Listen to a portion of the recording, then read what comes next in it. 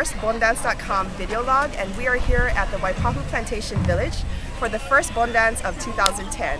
Later on in the video, we'll be talking with Todd, a watercolor artist who does some fabulous sketches and watercolors of each of the temples that he visits during the Bondance season. And in the meantime, I'd like you to enjoy the sights and sounds of the Waipahu Plantation Village.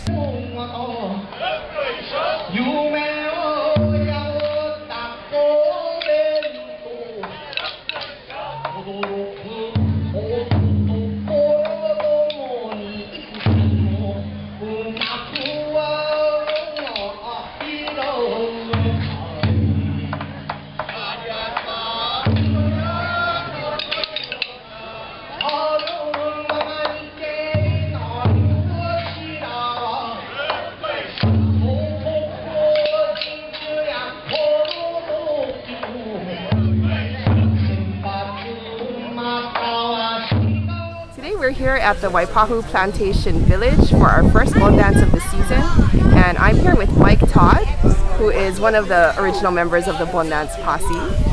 And actually we're here talking to him about his artwork. He goes to each temple and he does a quick sketch and does a beautiful watercolor each time. So I wanted to interview him, talk a little bit about his art and what he enjoys about Bondancing. So Mike, thank you for talking with us today. My pleasure. And Mike, why don't you go ahead and start by showing us some of your artwork. Okay, well right now we're here at Waipahu Plantation Village. Last year I did a sketch of the train. You can see that there, yeah? And every year what I try to do is whenever I go to one of the different Bondances, I'll try and do a large sketch of it. This one I did unfortunately because I didn't have the larger format, so I tried it in my slightly smaller format. I just think that there's so much color and spectacle. It's a lot of great subject matter over here. You can find a lot of great pictures. Like here, this is another one. Somebody here sitting on top of their drum before they're starting. Yeah, I mean, just such really neat little cool things like that. And this is our posse group. Now, don't get me wrong, they're not all obake, right? It's just I'm not very good with faces yet, so I left the faces out. But this is kind of a nice little. Very nice depiction. Thank you. Nice. And the same one. This is one of my favorites of the children. I had done this one too, and this is just before the light faded. And since last year, I have learned how to do Bondancing a lot better. So now it's a fight to finish the sketches before we start dancing. Because once you start dancing, you don't really stop that much now. That's right. That's beautiful. Thank you. And also too, they're really great ways of thinking back or remembering the different events that we had. For some reason, yes, when you take a picture, you have memories there too. But when you do a sketch of it, there's a lot more information involved. Yeah, you really stop and really look at stuff. Like over here, this is at Hompa Hongwanji.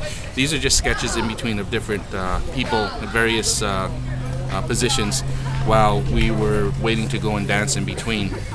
And for me, this was ideal because every few minutes somebody would be moving and doing something different.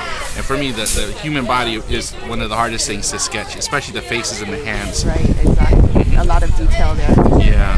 Here, this one was from Mo'iliili Hongwanji.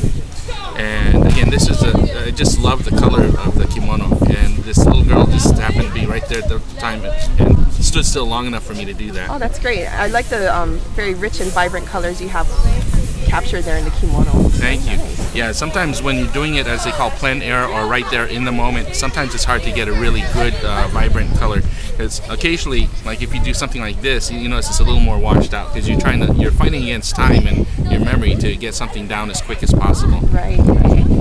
And I kind of started out doing this because I do a lot of rubber stamping and collaging or decoupaging cigar boxes, and I thought at one time about 2 years ago this would be a great way to stretch my artistic or creative legs in a different direction, and I found I really like this. And this one here, this is Kailua Hongwanji.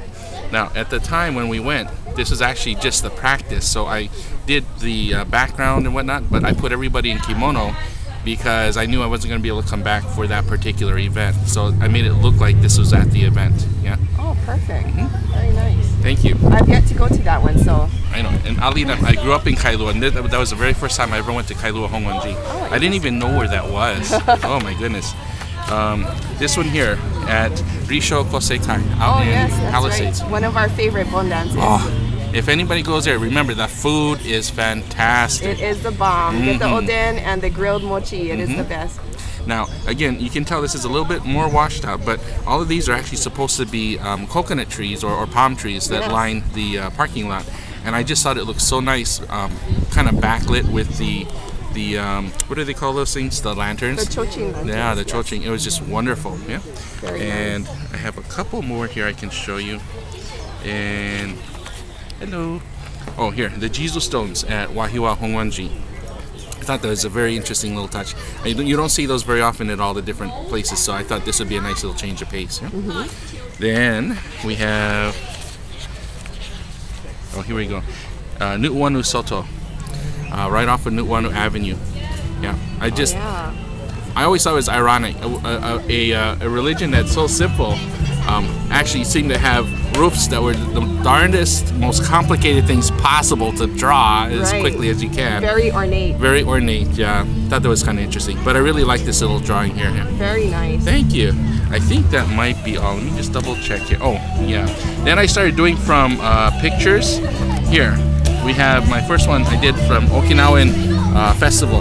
I thought these two girls looked so interesting sitting there with the hat and the whatnot. That's right. Yeah. And it worked out really well. And one last one here. This is also from the Bon Dance at the Okinawan Festival. This is one of Cheryl Matsumura from behind. It took me a whole year to figure out who it was, though. Yeah. Again, this, while it may be a butt shot, it's easier for me to draw since it doesn't have the face in it. Right. Yeah. Oh, but that's a lot of detail that you captured there. Very nice. Thank you. What's nice about doing it from a picture is the subject doesn't move and you have more time, so you can actually layer the colors and everything on there. Yeah. So it worked out really well. Anyway, that's kind of why I do it. And again, I just love to be able to meet all different kinds of people and share what I have here. And you have some really nice people, wonderful people here at the Bon Dances you meet all the time. And sometimes it's very interesting, some of the stories they tell you or what they remember of certain Bon Dances that these things will bring back. That's right. Thank you so much for talking with us today, You're quite Mike. welcome. And looking forward to meeting more personalities from the Bon Dances. And this is our first interview again with Mike Todd, artist, watercolor artist at the Bon Dances. Aloha. Aloha.